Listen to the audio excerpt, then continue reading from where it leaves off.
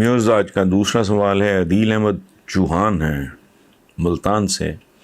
وہ کہتے ہیں جی کہ ایران کی جانب سے آفر کی گئی ہے کہ وہ پاکستان کو سستی بجلی فراہم کرنا چاہتا ہے. آپ کے خیال میں پاکستان کو یہ آفر قبول کر لینی چاہیے؟ اگر پاکستان ایران کی طرف توجہ کرتا ہے تو کیا اس سے پاکستان اور سعودی عرب کے تعلقات بگڑ سکتے ہیں؟ عدیل صاحب، ایک تو یہ بڑی المناک بات ہے کہ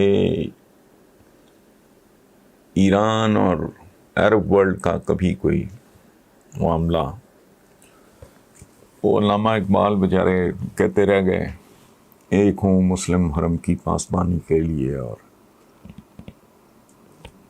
جو پریکٹیکلی جو صورتحال ہے. لیکن اس سلسلے میں چونکہ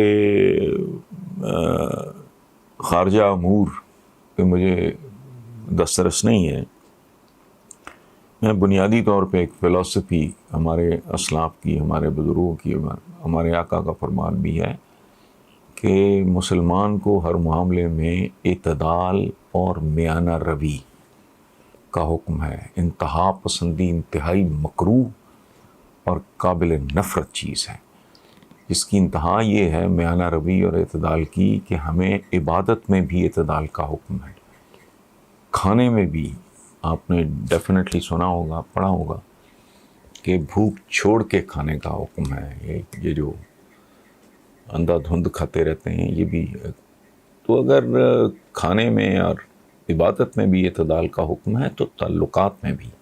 اب میں اس کی تفصیلات سے واقف نہیں ہوں، سچی بات ہے، میں پوری طرح کامنٹ بھی نہیں کرنا چاہ رہا کہ مسلمان فرمان تو یہ ہے کہ ایک جسم کی مانند ہیں، ایک حصے کو چوٹ لگے گی پورا جسم درد میں مبتلا ہوگا. لیکن ہماری رائیولریز آپس میں، ہمارے فاصلے درمیان کی خلیجیں ہیں، اور دکھ اصل اس بات کا ہے کہ راندہ درگاہ ہونے کے باوجود دنیا میں ہماری کیا، بطور مسلمان میں بات کر رہا ہوں، ہماری کیا حیثیت ہے، ہماری کیا سٹینڈنگ ہے؟ کچھ بھی نہیں. آبادی میں دوسرا بڑا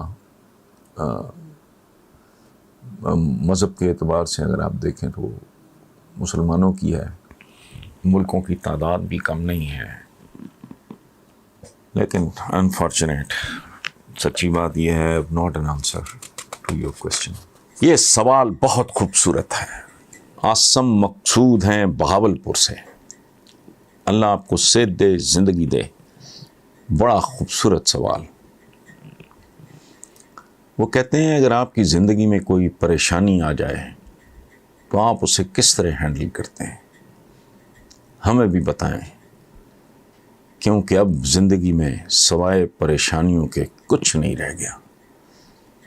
سبحان اللہ، what a beautiful question. Asim Maqsood صاحب، اللہ آپ کو صحت کے ساتھ سلامت رکھے.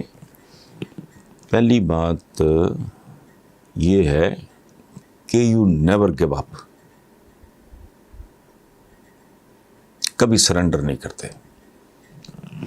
اپنی پوری قوت اور طاقت کے ساتھ حالات کا سامنا کرتے ہیں،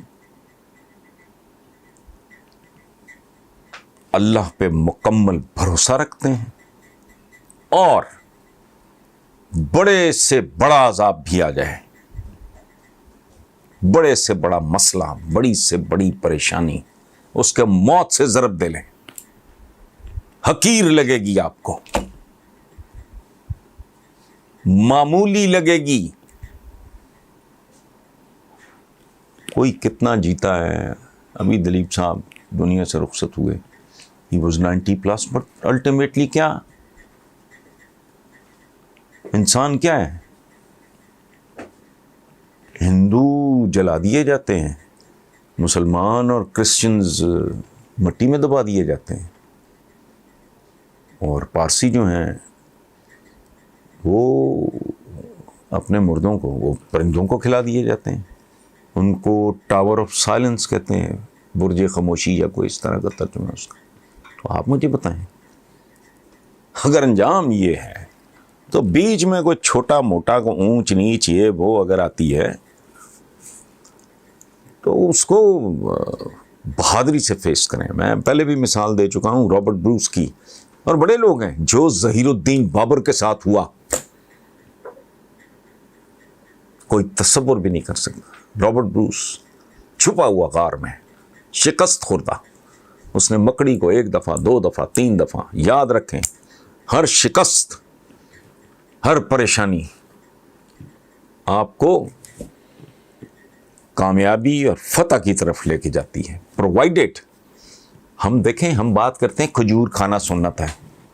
وہ کھجور کھانا سنت, یہ تو بڑی مزیدار سنت ہے. طائف کے پتھر کھانا بھی سنت ہے.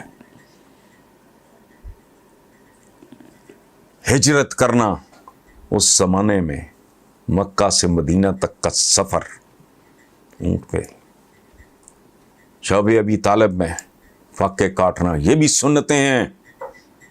پھر نتیجہ تو دیکھو, یہ سنت ہے. پھر نتیجہ دیکھو, دنیا ہی پلٹ کے رکھ دی. جنہیں اپنا آبائی شہر چھوڑنا پڑا,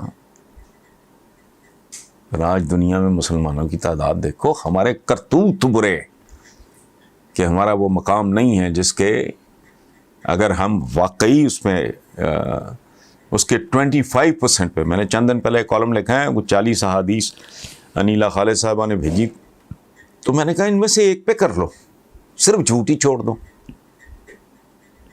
کون نہیں جانتا, جاہل ترین آدمی بھی جانتا ہے کہ جھوٹے کے بارے میں حضور نے کیا کہا ہے, رب العالمین کا کیا فرمان ہے. نہیں, میں تو یہ بھی بہانہ نہیں مانتا کہ ہمارے یہاں ایجوکیشن کی کمی ہے, فلاں کی کمی ہے. نہیں, ہمارے ضمیر مر گئے. انہیں کون جانتا ہے, کون نہیں جانتا کہ رشوت لینے اور دینے والا دونوں جہنمی ہیں. اپنے بھائی, اپنے مسلمان بھائی کے لیے وہ پسند کرو جو اپنے آپ, وہ بھائی ان میں سے 2-4 تو سنی ہیں. جھوٹ کے بارے میں تو ہر ایک کو پتا ہے نا. ایک بندہ گیا, اس میں کہا میرے اندر یہ عیب ہے اور میں اتنے عیب نہیں چھوڑ سکتا. حضور نے کہا کہ ان میں سے صرف جھوٹ چھوڑ دو, باقی خود ہی چھٹ گئے. اس لیے نہیں, ہمت نہیں ہارنا, بالکل نہیں. اور بدترین صورت میں بھی کہنا یار آخری میرا منظر نامہ تو بڑے سے بڑے انسان کا وہ یہ ہے, تو میرا نہیں خیال کہ موت سے ڈراؤنی کوئی چیز سچی بات ہے. میں تو بہت ڈرتا ہوں. انسرٹن ہے نا, پتہ ہی نہیں, فیئر آف ان نون ہے, پتہ نہیں کیا ہو جائے یار. سو بالکل نہیں, زبردست. بڑا سا بڑا مسئلہ آئے اس کو موت سے ضرب دے لیں, سکون آ جائے گا آپ کو.